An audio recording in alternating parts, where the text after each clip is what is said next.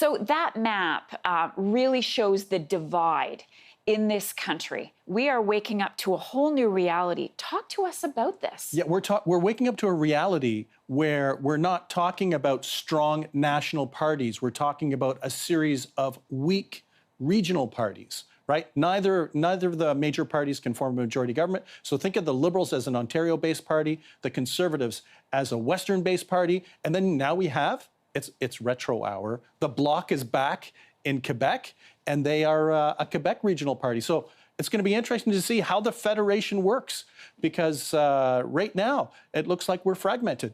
Indeed. And let's talk about the popular vote, because the Conservatives won that, 35% to the Liberals, 33%. Much is going to be made out of that. Did you see that in your analysis over the past 40 days? Yeah, actually, in the CTV Globe Nanos survey, the survey on Sunday had the Conservatives getting 1 percentage point or thereabouts more than the Liberals. So the tracking captured the fact that the Liberals had the Conservatives had a marginal advantage, but that you know, the internal numbers, the CTV. There's a big CTV kind of stats team that crunches things and looks at all of the polls, and they had seen the likelihood of a Liberal minority government. So it speaks to one party winning the popular vote and another party winning the greatest number of seats, and that's where we're at. Does this sound familiar? Do you remember the U.S. election? Yeah. I think there's one presidential candidate that won the popular vote but didn't win the Electoral College. So hopefully it's not that bad, or as bad. Hopefully it's not that bad, because we still hear about that years on.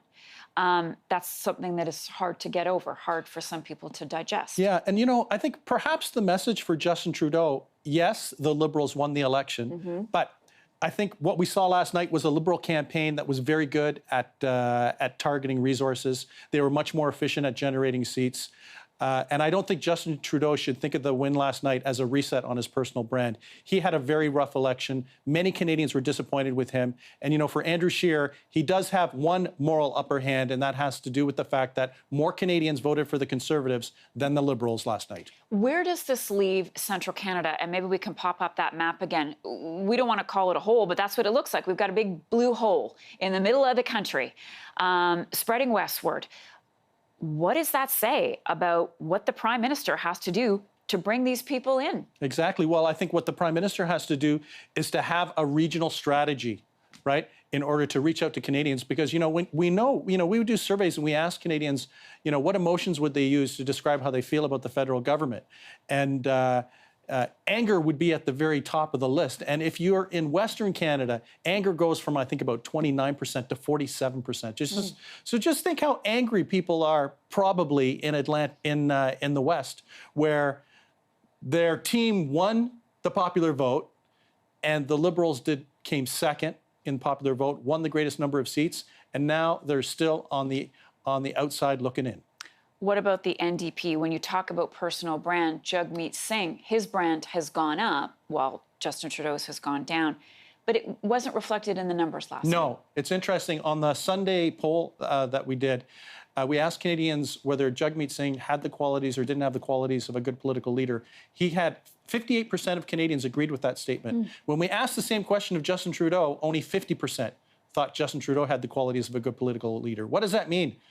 Jagmeet Singh, the leader of the fourth party, has a strong personal brand with Canadians than the winner of the election. So Justin Trudeau should be looking at Jagmeet Singh and thinking, I need to have a good relationship with you, because right now your political brand personally is stronger than Justin Trudeau's political brand. Okay, when you look at all of these hundreds of ridings across the country, was there one result last night that surprised even you? Well, I think the result was in Fredericton and the Green Party winning a seat there.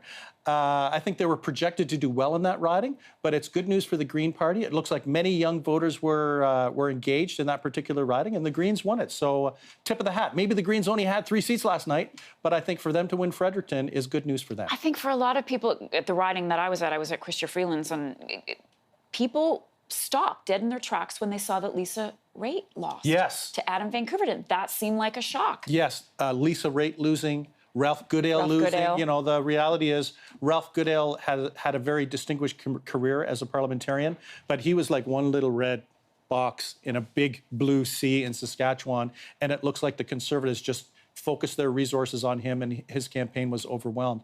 And same thing for Lisa Raitt, a distinguished individual that had served Canada as a politician, and she's no longer there. These are the casualties of politics. And you know what? It's not to one party. It happens across the political spectrum that people that are good parliamentarians sometimes lose. Okay. What are you going to do with all your spare time now? Take a nap.